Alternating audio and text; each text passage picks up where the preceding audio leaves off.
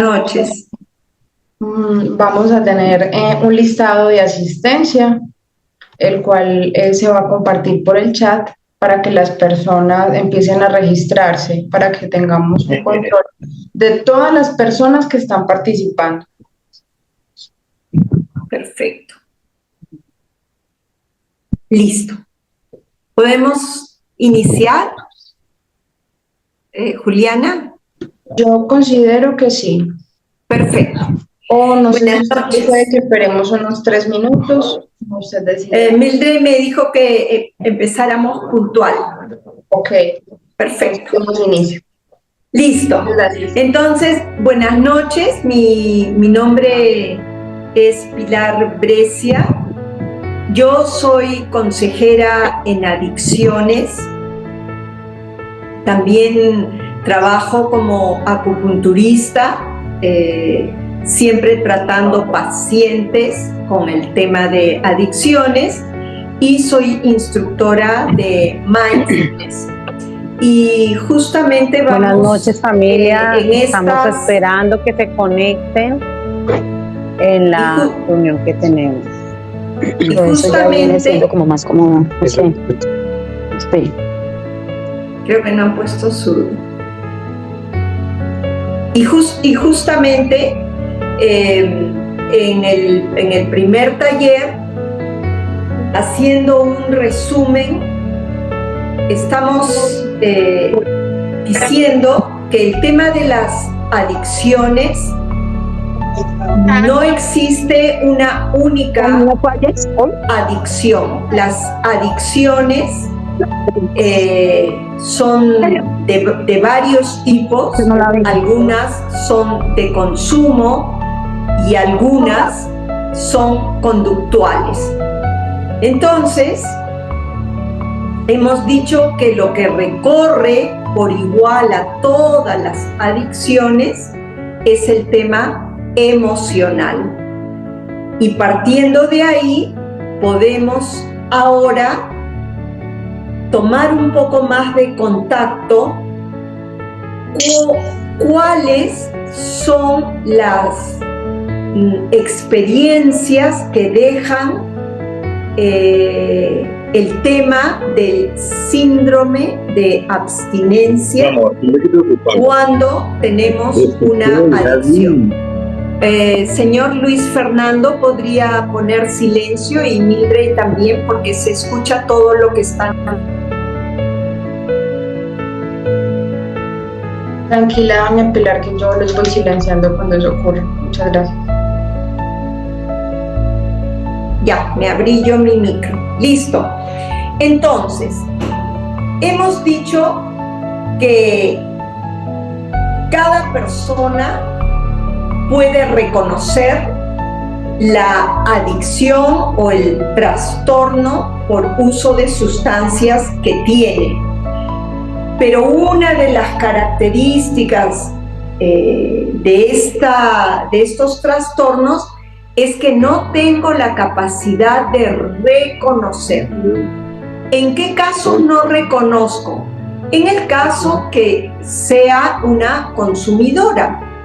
El consumidor de marihuana muchas veces no puede ver que tiene un problema por el consumo de marihuana.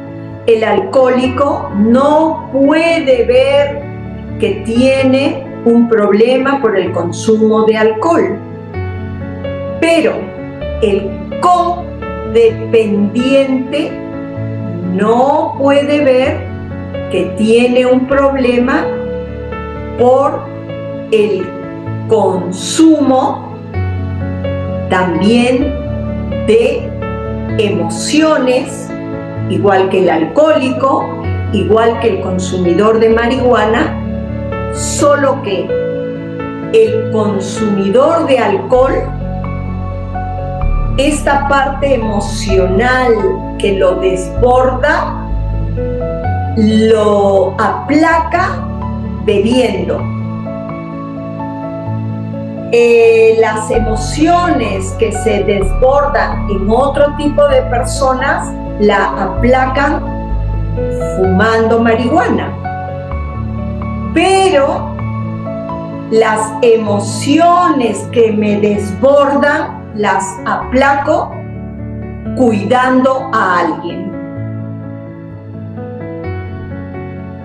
A mi hijo que fuma marihuana, a mi esposo que toma alcohol, o queriendo controlar la vida de mi esposo o de mis hijos o de mis jefes, aunque no consuman sustancias.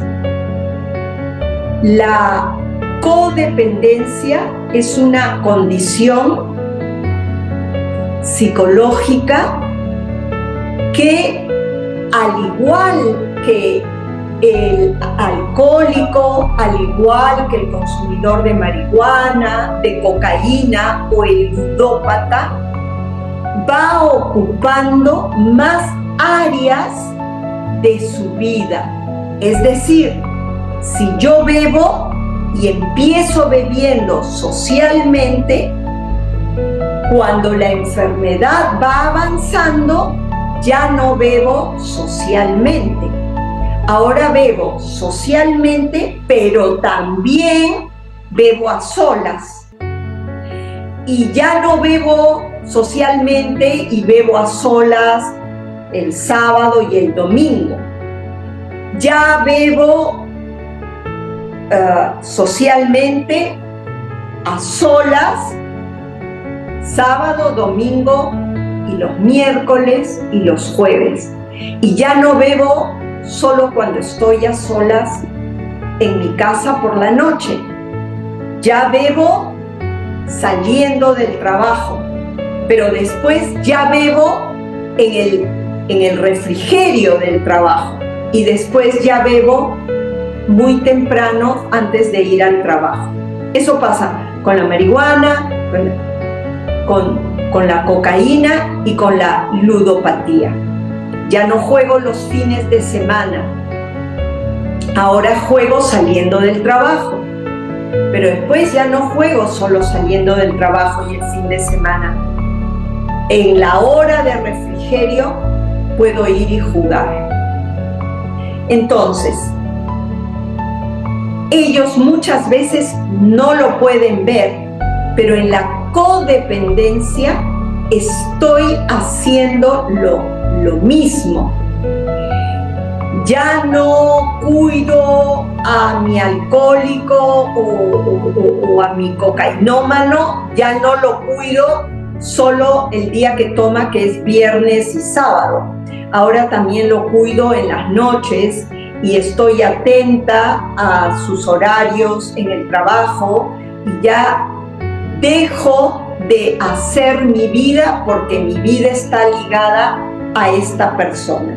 Pero como les digo, la codependencia no necesariamente es porque tenga un familiar con temas adictivos. Hoy se sabe que es un trastorno y algo de información les he mandado y les voy a seguir mandando. Pero hoy día me gustaría transmitirles que así como el alcohólico, el cocainómano, el ludópata, cuando dejan de beber, cuando dejan de usar coca y cuando dejan de ir a los casinos o de jugar en línea, van a tener un síndrome de abstinencia.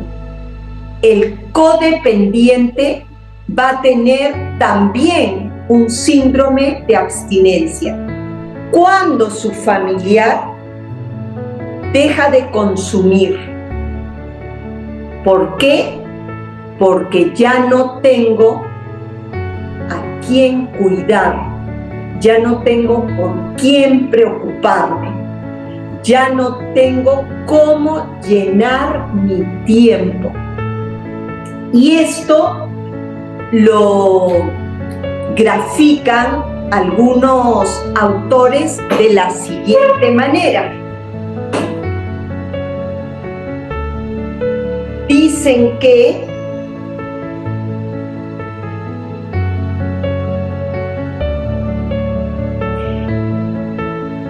la persona coadicta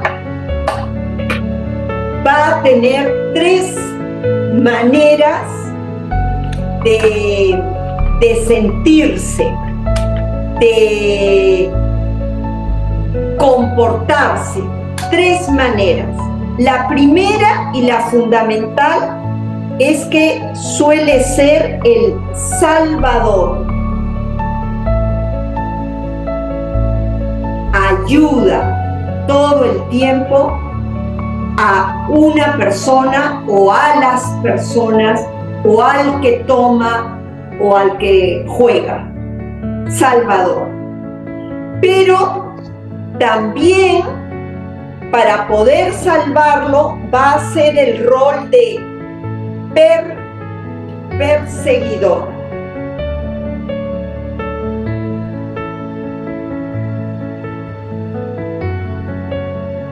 Porque para salvarlo tiene que perseguirlo, porque la persona o está bajo efectos de sustancias o la persona por fin empezó su recuperación.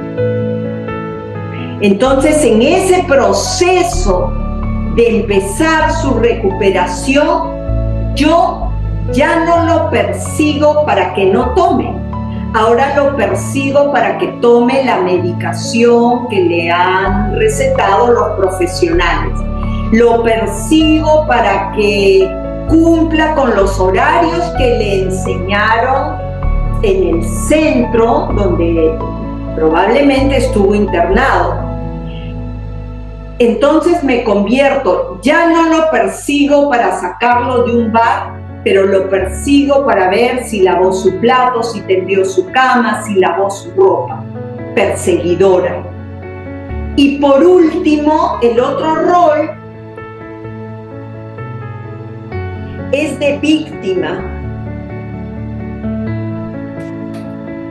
Porque estas actividades las realizo siempre contando todo el sufrimiento que me acarrea hacer algo por alguien o por los demás. Entonces, siempre estamos girando en esta actividad. Fíjense, aquí, que no es el tema que vamos a tocar ahora, pero que vamos a ir entrando en los otros talleres, quiero que reconozcan 3 cosas que tenemos todos los seres humanos. Pensamos,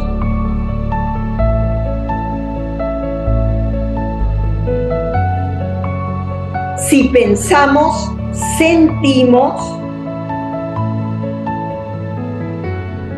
y si sentimos, actuamos. O sea, nos comportamos, conducta, nos comportamos. Si ustedes se dan cuenta, el ser una víctima tiene que haber un pensamiento, una emoción y una conducta. El pensamiento es: todo el esfuerzo lo tengo que hacer yo. Si no fuera por mí, nunca podría salvarse mi esposo. Mientras mi esposo bebe, yo tengo que luchar y salir adelante. Y esa conducta me lleva, para que se realice esta conducta de víctima, me lleva a perseguir al esposo o al hijo para que se cumpla que soy una víctima, que sufro mucho, que me sacrifico. Pero para que esto se cumpla, tengo todo el tiempo efectivamente que estar detrás de la persona. Y cuando esto se cumple el que yo soy la salvadora. Pero ahora imagínense que yo sea así. Y ahora mi esposo entró a un centro. ¿Cuánto tiempo puede estar una persona en un centro? No menos de 3, de 6, de 9, de 1 año. ¿Qué hago con este estilo de vida que ya había adoptado, con estos pensamientos, con estas emociones y con estas conductas, si ya no tengo a nadie? Porque a veces los primeros meses ni siquiera hay una visita, mínimo el primer mes. Entonces, a esto ya le podemos empezar a llamar una abstinencia. Mi esposo alcohólico ya está en un centro, pero probablemente esté medicado y va a tener profesionales que lo van a ayudar justamente con esta abstinencia. Pero ¿y a mí quién me ayuda con mi abstinencia? Porque me han quitado el consumo, que es mi pareja o mi hijo. Entonces, ese es el tema de hoy. El síndrome de abstinencia. Si nosotros le preguntáramos a un alcohólico, a un ludópata, a un comedor, que es una persona que tiene trastornos alimenticios, ¿qué les pasa cuando dejan de beber, de jugar o de comer ciertos alimentos? Hay unos síntomas físicos y unos síntomas emocionales que pueden durar entre 1, 3 y 4 meses. Y después se supone que nos estabilizamos. Pero tengo que seguir un tratamiento. Porque no crean ustedes que el familiar está en un centro tocando guitarra o simplemente dejando de tomar. No, hay mucho trabajo que hacer. Y si yo no hago un trabajo paralelo al que está haciendo mi familiar, entonces vamos a tener serios problemas. El síndrome de abstinencia de esos primeros meses es esta sensación de vacío, de angustia, de miedo, pero también físicamente podemos estar muy mal del estómago, podemos tener sueños con muchas pesadillas, dormir muy poco o tener demasiado sueño. Podemos estar de muy mal humor, podemos tener muchos problemas con terceras personas, discusiones, depresiones, podemos comer mucho o podemos no comer nada, podemos fumar mucho o podemos empezar a beber. Es decir, es fundamental que yo primero identifique mi enfermedad como coadicta. o coadicto. ¿Qué es lo que le pedimos al familiar? Que reconozca que toma. Ahora, ¿qué pasa? En el caso de las mujeres, el tema de la codependencia está muy ligada al tema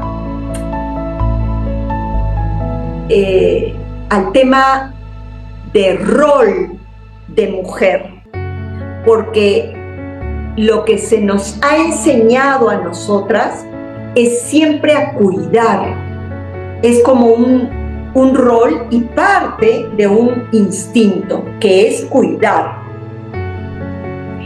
Pero por eso es tan importante que yo pueda deslindar dónde es esa línea invisible que hace que no sea mi rol femenino, sino mi codependencia. Entonces, ya más o menos veo cómo estoy irritada, inquieta y descontenta. Así es más o menos como se podría resumir cómo me siento: inquieta, irritable y descontenta. Ahora, ese es el síndrome de abstinencia. Pero si mi familiar ya se recuperó, ya entró a un centro y ya salió, ya pasó un año, y ya pasó otro año y ya está bien, ya está trabajando y ya enrumbó su vida, ¿por qué yo sigo teniendo esta sensación de víctima, de que no le importo a nadie, de que nadie me agradece, no tengo cómo llenar mis días?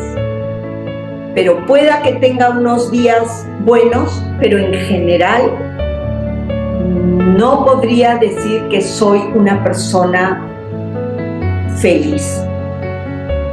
Entonces, existe el síndrome de abstinencia, que son los primeros meses, mientras el familiar puede que esté internado un año, pero vamos hoy día a hablar del síndrome de abstinencia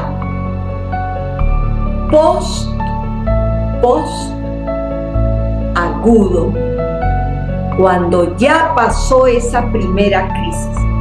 Y este síndrome de abstinencia post-agudo le sucede al codependiente, le sucede al alcohólico, al ludópata, al cocainómano, siempre y cuando no trabaje su programa, siempre y cuando no haga los cambios que nos están enseñando en la comunidad. Y esa es la razón de que esta noche estemos aquí. Y cada uno tendrá que reconocerse. Entonces, en una familia de 5 personas, probablemente 2 pueden ser alcohólicos y 3 no.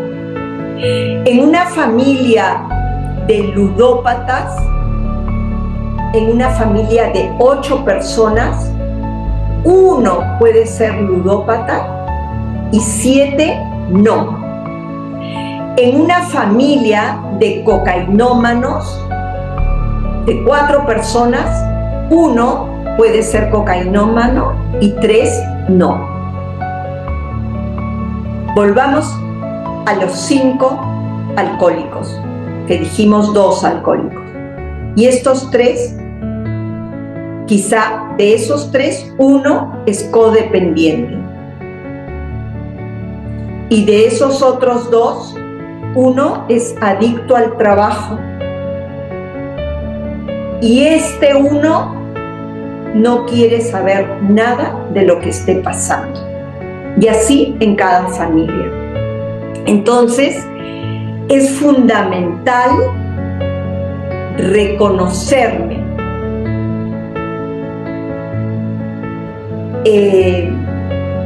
autodiagnosticarme, porque yo puedo mecer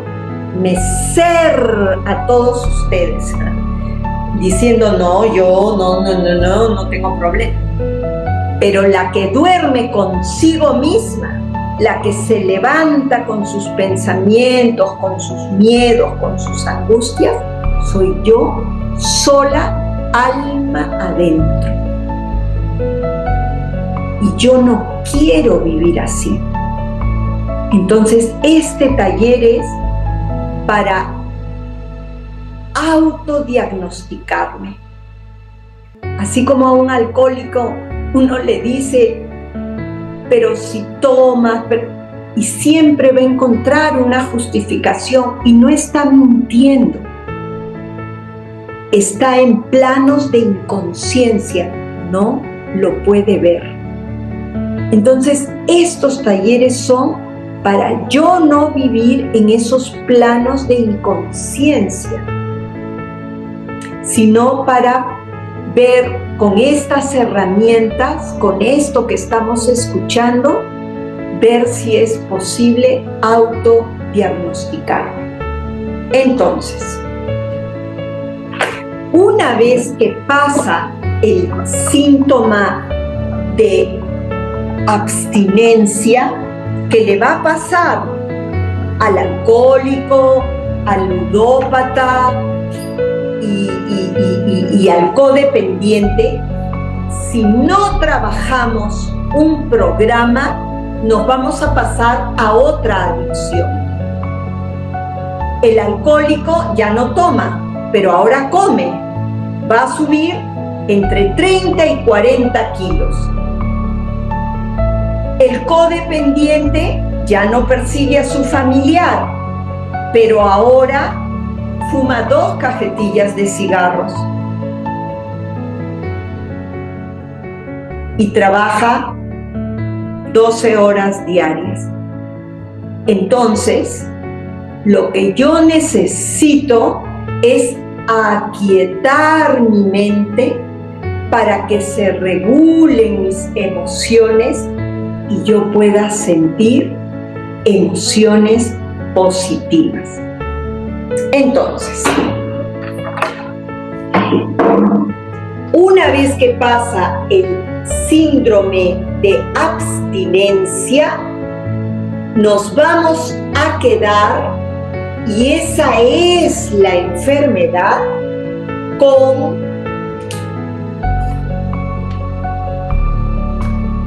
el síndrome de abstinencia post-agudo. Síndrome de abstinencia post-agudo. Cuando ya pasaron estos 2 o 3 meses. Son 6 síntomas. Y se parecen mucho al estilo de vida que solemos tener. Pero acá se supone que ya no estamos consumiendo. Entonces, el primer síntoma puede ser una desconexión del pensamiento. ¿Qué significa? Que yo puedo tener días muy buenos donde puedo trabajar, puedo cocinar, puedo distribuir bien mi horario, pero de pronto es como si me desenchufara y no sé por dónde empezar. No sé si bañarme primero, cocinar o desayunar. No sé si salir, no sé cómo hacer el trámite y veo todo muy negro, muy negro. Y muchas veces entro en pensamientos reiterativos, una y otra vez sobre lo mismo. Y de repente pasan 2 o 3 semanas y es como que otra vez estoy yo como funcionando. 1, desconexión de pensamiento. 2, problemas de memoria. Puedo tener dificultades para recordar cosas, fechas, nombres, por épocas. Y por otras épocas, recuerdo todo. Puede ser que me expliquen cómo funciona una cafetera y a los 15 minutos estoy enredada. ¿Cómo es que me dijeron que funcionaba la cafetera? No me acuerdo. Me explican una dirección, sé exactamente dónde es, pero después no me puedo acordar, no sé si había un parque, es como si ese espacio fuera muy complicado. Problemas de memoria. Por momentos. Puede ser que esto me dure 2, 3 días y después ¡plup!, la memoria vuelve a estar bien. Tercero, trastornos de sueño. Épocas que duermo 6 horas, 7 horas, todo normal, y épocas que todo el día lo único que quisiera es dormir. Y muchas veces se confunden con depresión. Pero es más probable atribuirlo a este síndrome de abstinencia post-agudo. Entonces, de dormir bien durante 1 mes o 2 meses, de pronto solo quisiera dormir. Me levanto con mucho sueño, como si no hubiera dormido.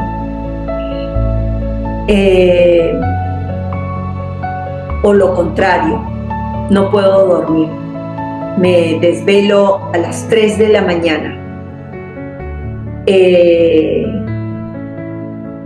Y puedo pasarme un par de días casi sin cerrar los ojos. Cuarto, problemas, dificultades con los movimientos gruesos. ¿Qué significa?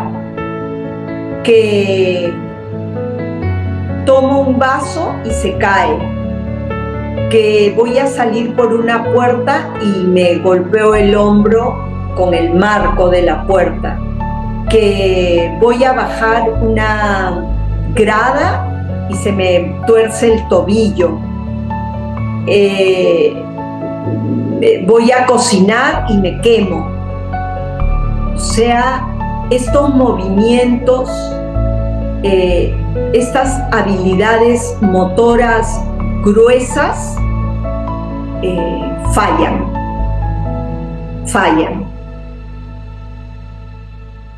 El quinto es exabrupto emocional.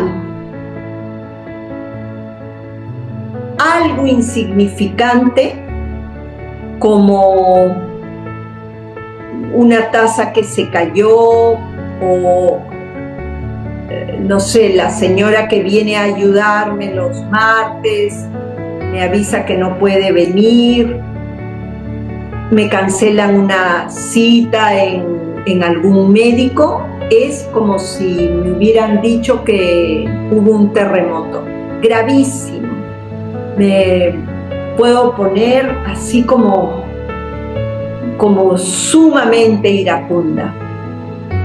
Y cosas realmente graves, no darle el peso de la gravedad que tiene. No lo veo. Y lo otro, lo exagero.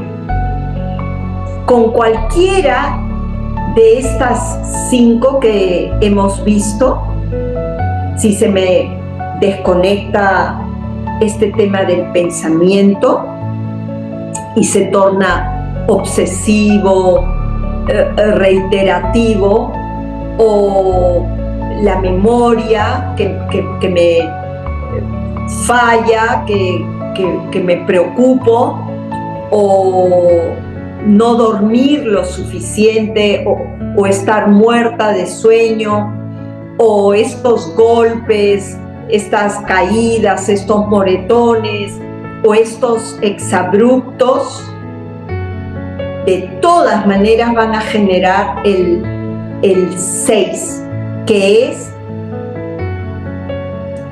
elevación del nivel de estrés. O sea que siempre vamos a tener 2 o 3 síntomas de este síndrome. ¿Cómo logro que estos desaparezcan en el tiempo, que sean menos intensos, que pueda ser más consciente y atribuir, saber que lo que me está pasando es parte de este síndrome y no que he vuelto a mis patrones de consumo, de codependencia o de alcoholismo, y que lo que necesito es tomar las riendas otra vez de la casa, o de mi familiar, o tomar o fumar. Esto es con un trabajo sostenido y sobre todo con el mindfulness y bueno, con el trabajo con los psicólogos. Algunas personas vamos a necesitar psiquiatra temporalmente, y para eso están los profesionales especializados en el tema de adicciones. Si nosotros recurrimos a un profesional que no maneja el tema de adicciones y que yo no le digo que me tomo media botella de vino diario, sino que voy a consultar al psiquiatra o al psicólogo porque no puedo dormir, obviamente me van a dar pastillas. O no les digo que mi vida gira alrededor de mi hijo de 40 años que no deja de tomar. No le digo eso, sino que le digo que estoy muy triste, que hasta he pensado o he tenido ideaciones de quitarme la vida, me tienen que medicar. Entonces, y con esto voy terminando, es fundamental que yo pueda mirarme, porque la sanación siempre está dentro de nosotros con una buena guía profesional, pero el trabajo es de nosotros. es de cada uno de nosotros. Entonces, llegar a saber realmente lo que siento, sin adormecer lo que siento, saber que estoy triste, saber que hay un dolor por mi hijo o por mi esposo, pero tener la capacidad de sentirlo sin creer que va a depender de mí que eso cambie, sin meterme comida, sin meterme pastillas, sentirlo, tener esa capacidad de mirarlo, de tener una herramienta como el mindfulness, que es también parte de este taller, encontrar el profesional idóneo y empezar a hacer un cambio en nuestra vida. Yo les aseguro que más depende de que yo cambie que de que cambien los que yo creo que si cambian, cambia todo. El único cambio que puedo realmente producir, que realmente esté en mis manos, es si cambio yo. Ahora, ¿qué tengo que cambiar yo? Eso es lo que yo tengo que aprender a mirar.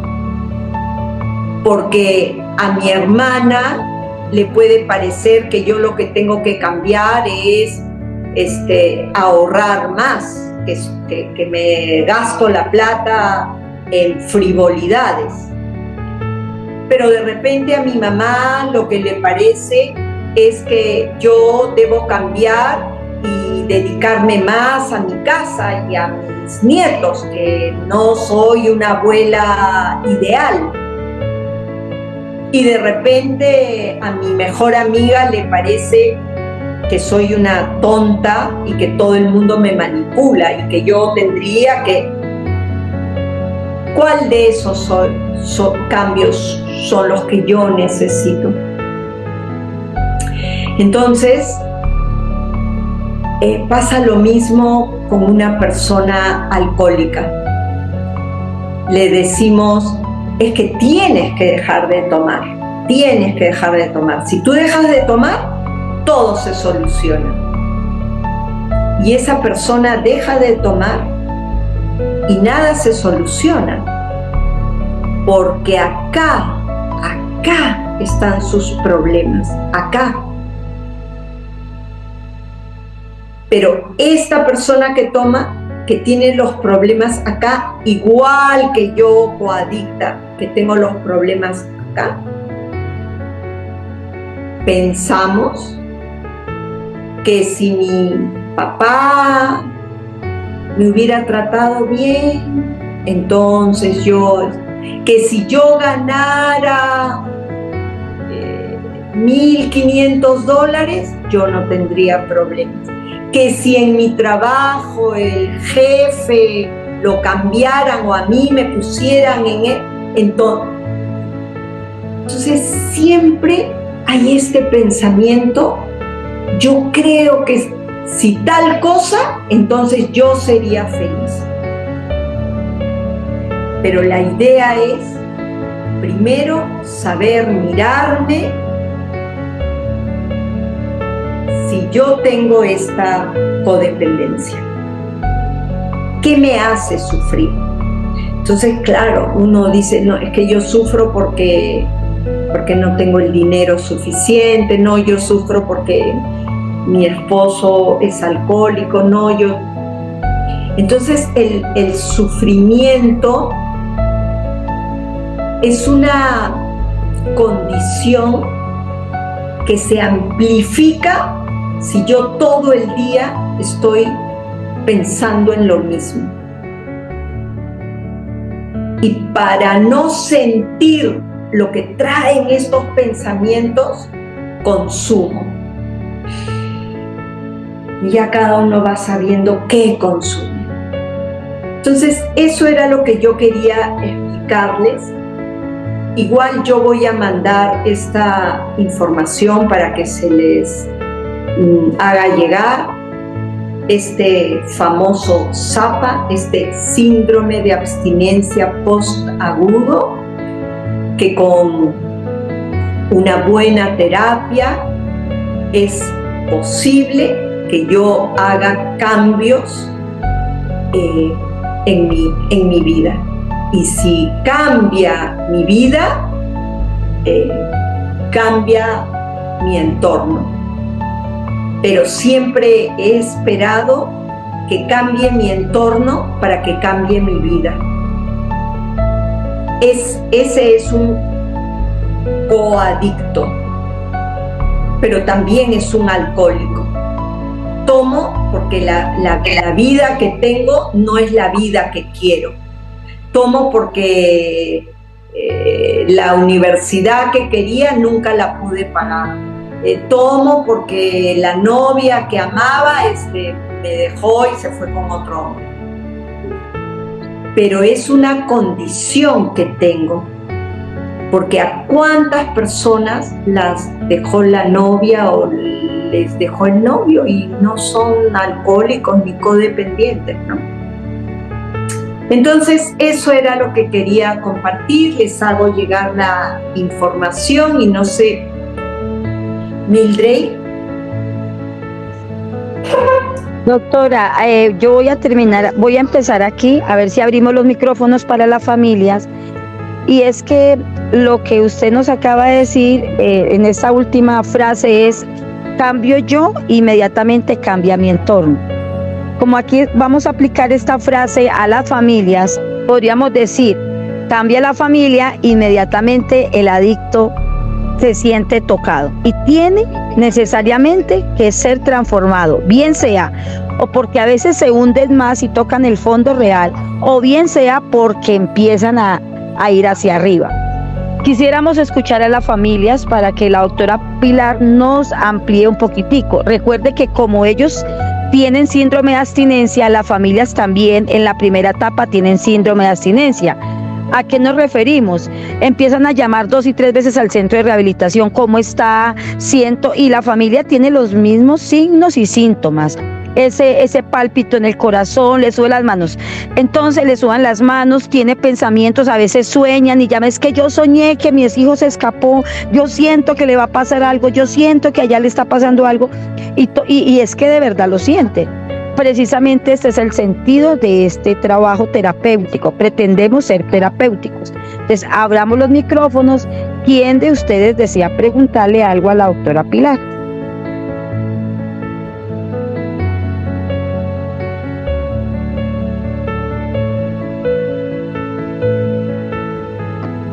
Buenas noches. Hola, Nubia.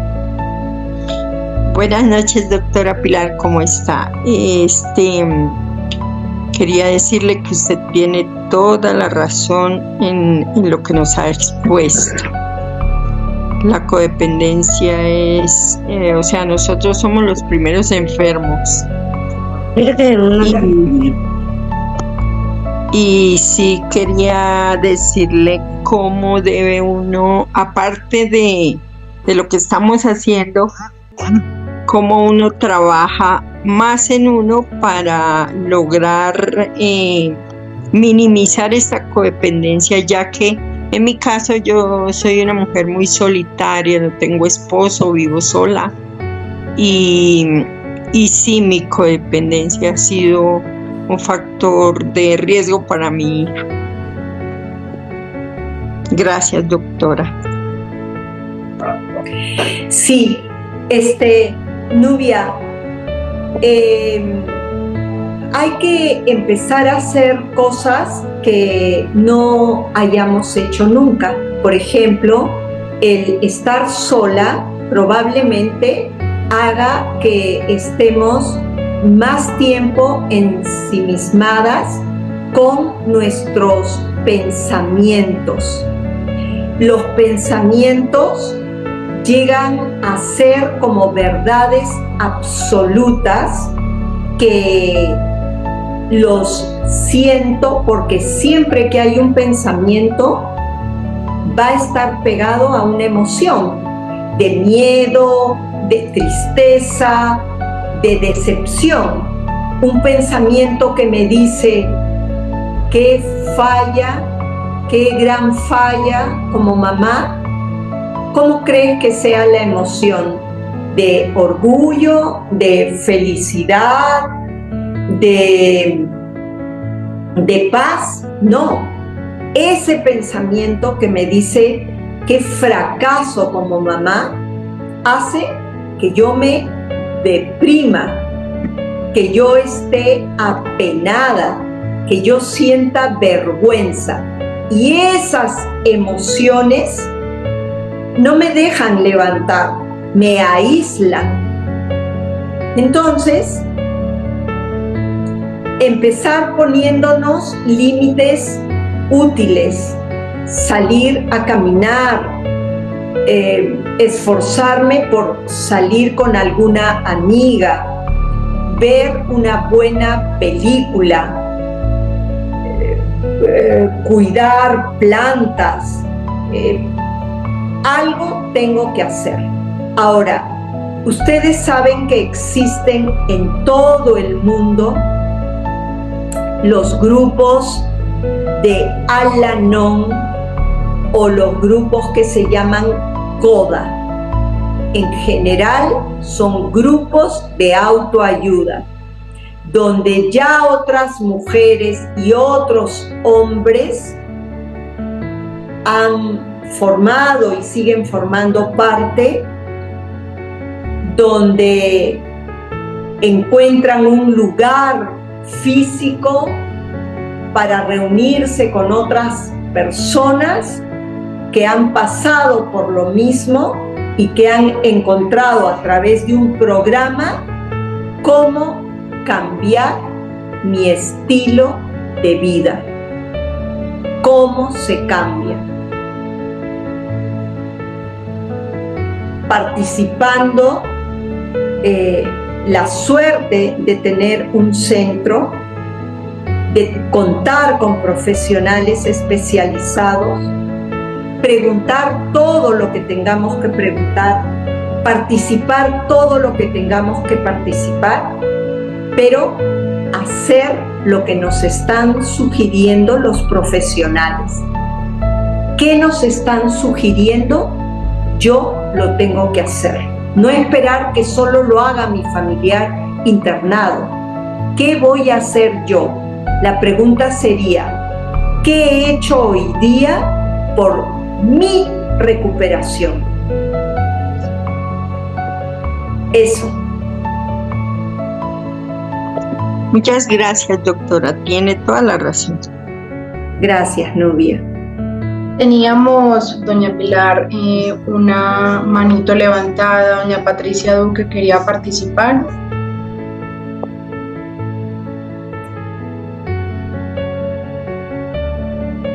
Aprovechemos. Hola, buenas noches, gracias, Juliana. No, pues la verdad, había levantado la mano, pero dentro de lo que la doctora estaba hablando, pues digamos, dio respuesta pues como a una preguntita que yo iba a tener, pero pues quiero aprovechar ya para darle las gracias por compartir pues esta información con nosotros. Realmente usted en lo que dijo me confirma cosas que yo venía pensando hace precisamente unas cuantas horas. Es en cuanto a lo difícil que es como lidiar con la opinión de los demás,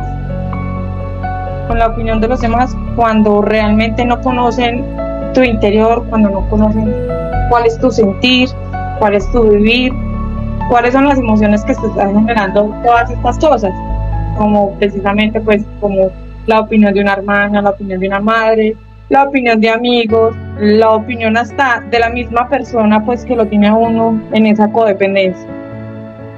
Entonces no, agradecerle nuevamente pues por esta información, agradecerle a doña Milgrey y a Juliana pues que he tenido también la oportunidad de hablar con ella, agradecerles pues como por la atención y por brindarnos estos espacios. Gracias. Gracias.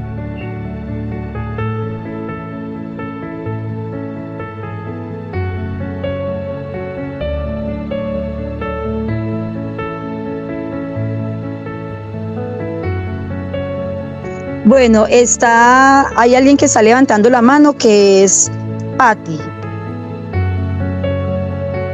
Sí, hermana, fue la persona que acaba de... Era yo, doña Pitré. Hablando de Eliana. Ah, bueno, Eliana. Entonces es Eliana. Yo conozco a Pati.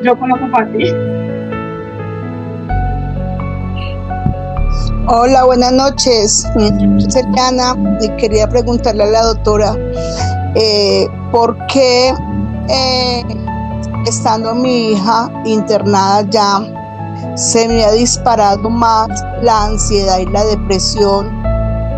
Pues ya estoy diagnosticada con esas dos enfermedades, ansiedad y depresión.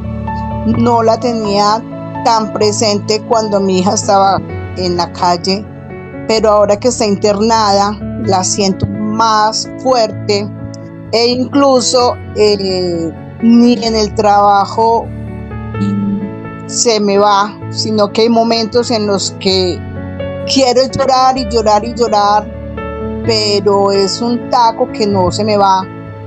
Y ahorita pues porque Mildred nos frenó, porque yo era una de las mamás que llamaba mucho a preguntar por ella, pero la ansiedad no se va. Entonces quería preguntarle cómo manejar ese tema, porque yo no me quiero medicar más. Pues yo tenía medicación, pero yo la suspendí porque no quiero depender sino de Dios, y no medicarme para no volverme adicta a una sustancia pues de manejo de control. Y muchas gracias por toda la información que nos está brindando. Gracias, Eliana. Mira, es muy probable que el nivel de ansiedad y de depresión que sientes en este momento haya estado aún con tu hija en la calle. ¿Cuál es la diferencia?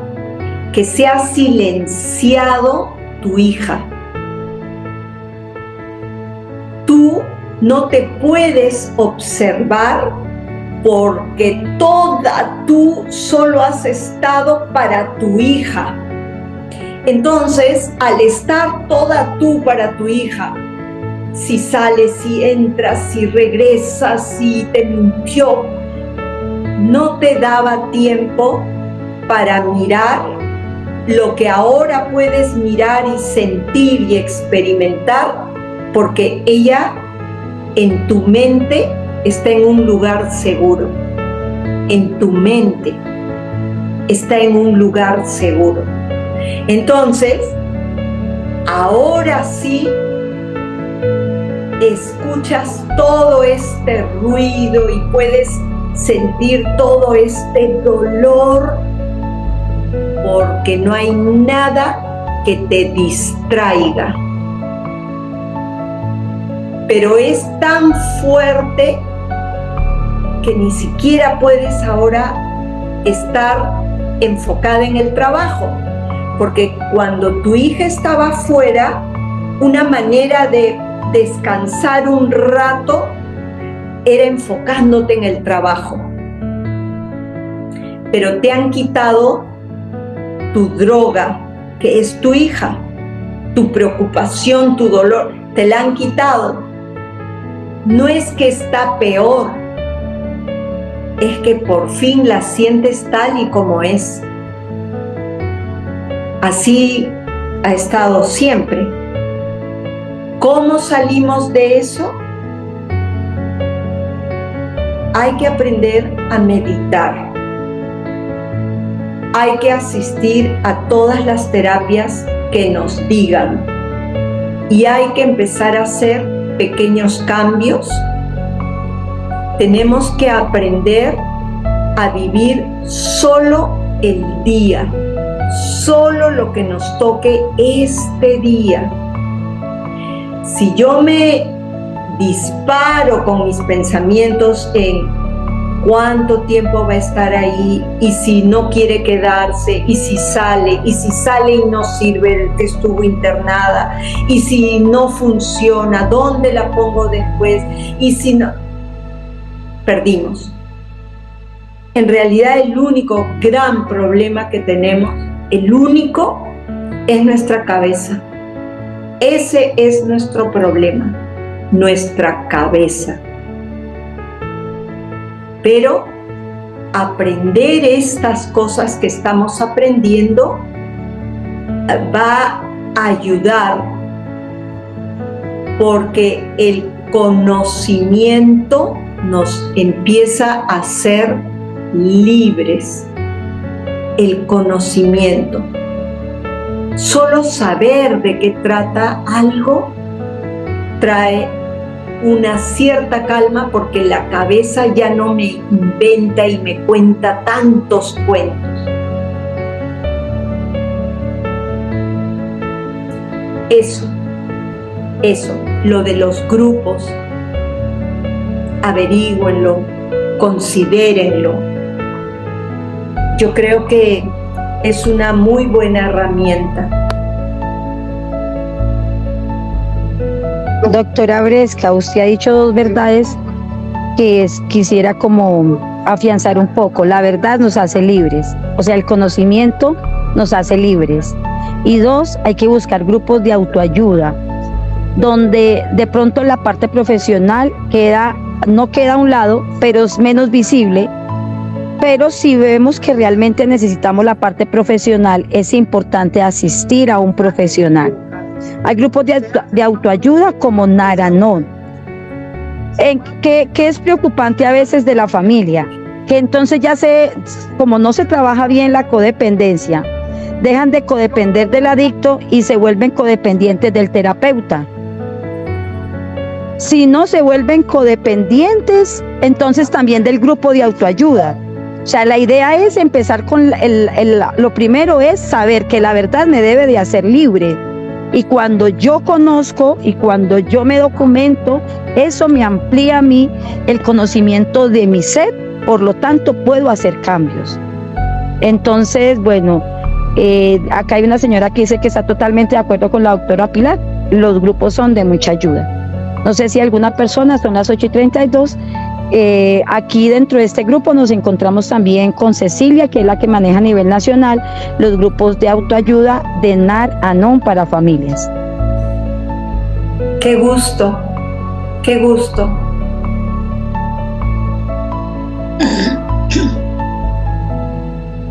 No sé si alguna familia quiera preguntar algo más.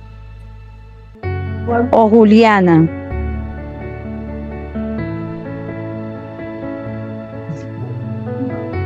Doctora Pilar, me gustaría mucho que usted nos pudiera orientar a todas las personas que como familiares tienen a un usuario, a un familiar en nuestra institución. ¿Cómo pueden abordar ellos el manejo de la ansiedad que se presenta cuando, por ejemplo, se da el momento de las visitas? ¿Sí? Tiene que ver con todo lo que hablaba usted ahorita del manejo de las emociones, ¿sí? En muchas ocasiones los familiares se desbordan frente a situaciones que se les plantea que ellos viven, o muchas veces no viven, pero que también lo utilizan como una manipulación o como una estrategia de solucionar, digamos, su angustia. Entonces, qué bueno poder conocer de sus conocimientos, de su experiencia, qué orientación le puede dar a las familias para que también no se aumente más todos estos síntomas que pueden darse ahorita y que se pueden presentar después ya del egreso como tal. Sí, la persona que está internada muchas veces pide ayuda para un internamiento, muchas veces, ¿no? Pero obviamente que una vez que están adentro, no están en un ambiente que les guste. Y cuando a alguien no le gusta algo, tendemos a exagerar y muchas veces a mentir. Entonces, si yo llego con una carga de dolor, de pena porque mi hijo está ahí, de extrañarlo terriblemente, eso no favorece a que mi familiar encuentre la tranquilidad que es vital para una recuperación. Por eso al familiar nunca se le habla, por ejemplo, de lo que cuesta un internamiento, porque podría preocuparle, pero también podría ser un pretexto: no quiero que gastes, ya entendí, ahora sí, sácame, ya no lo vuelvo a hacer. Y no es que lo vuelvan a hacer porque son malos, eso es lo terrible de la enfermedad. Entonces, ¿cómo me siento ahorita emocionalmente con respecto a mi familiar internado? ¿Alguien está feliz? ¿Alguien dice, ay, qué rico, ya que se internó me voy a aprovechar de ir al campo? No. Nadie hace eso. Pero si yo empiezo a encontrar la tranquilidad de saber que mi familiar está encontrando un camino para salir, es un camino, no le van a dar la solución en el centro. Le van a indicar cuál es el camino, pero él tiene que elegirlo. Pero yo como familiar también tengo que elegir un camino. Y me lo están dando en el centro. Entonces, esa visita tiene que ser una visita con gratitud. Son unos privilegiados de que sus familiares en este momento tengan un lugar donde estar, donde recuperarse, encontrar las herramientas. ¿Cuántas familias no logran esto? Entonces, ¿cómo el día de visita voy a ir desbordada? No, voy agradecida. Voy agradecida. Pero a partir de ahora y de estos talleres, trabajemos. Yo también hago mis trabajos diarios. Mi trabajo no es de venir y hablarles a ustedes.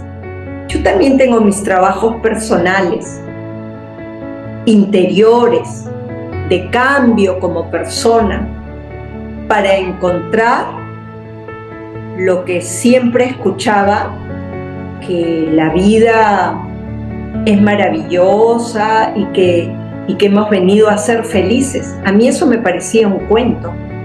Yo decía, para ser feliz yo tengo que tener plata, para ser feliz. O sea, siempre había una condición. Yo pensé que para ser feliz había que cumplir unas condiciones.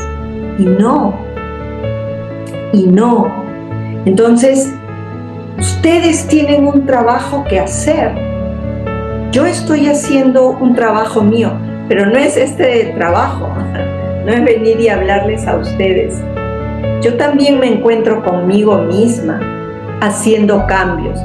Y esos cambios me han ido llevando a comprobar que sí, que hay una paz y una quietud interior y que el conocimiento está totalmente dentro de nosotros, pero ahora lo estamos buscando afuera. Entonces, cuando hagamos una visita a un familiar, hay que estar agradecidos de que el familiar ha encontrado un lugar y puede adquirir las herramientas, pero después el camino que le están enseñando solo depende del familiar si lo quiere tomar o no. ¿Y qué hago si mi familiar no lo quiere tomar? ¿Qué hago? Entonces, yo voy a encontrar ese camino, porque sí quiero encontrarlo, tengo que buscarlo. Ese camino se llama un despertar espiritual. Salir de lo material, salir del sufrimiento, pero se necesita disciplina, perseverancia, renuncia y esfuerzo. Si yo encuentro ese camino, si yo encuentro esa luz que es interior, esa luz ilumina a quienes estén alrededor mío y las probabilidades cambian las probabilidades, pero yo no puedo pretender que cambie lo de afuera para yo ser feliz. Eso no pasa, no va a pasar. Así que salir de nuestros pensamientos, salir y confiar, conocerme, cambiar lo que tengo que cambiar. Eso.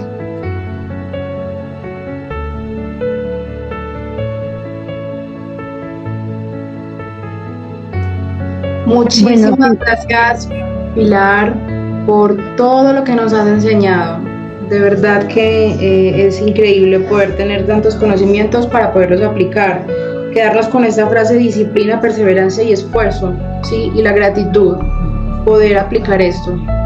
Todos los días se vuelva un lema. Entonces, les estoy enviando, por favor, por el chat, un listado de asistencia para que lo firmen. Es muy importante para que nosotros podamos saber quiénes sí están participando de esto.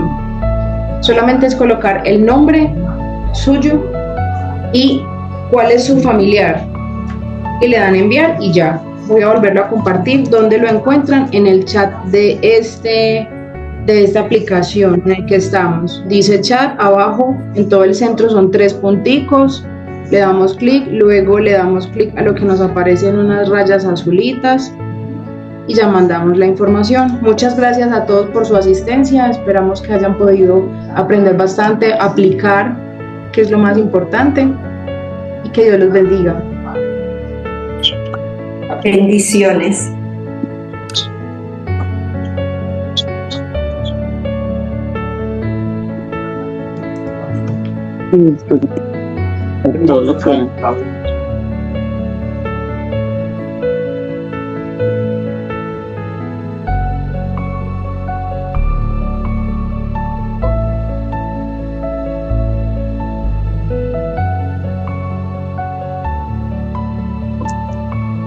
Muchas gracias, muy agradecida por esta plática, por estas reflexiones. Buenas noches, doña Mildred.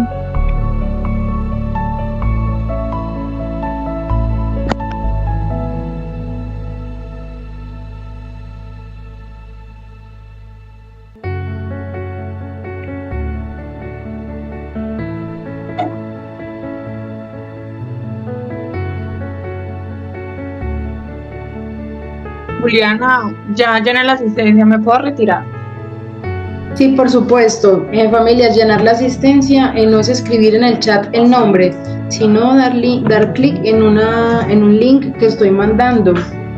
Ahí vamos a copiar el nombre de la persona y el nombre suyo como participante. Por favor, esto lo vamos a seguir implementando. Y los que ya hayan firmado se pueden retirar. Con muchísimo gusto, que pasen una buena noche. Igualmente, feliz noche para todos. Gracias.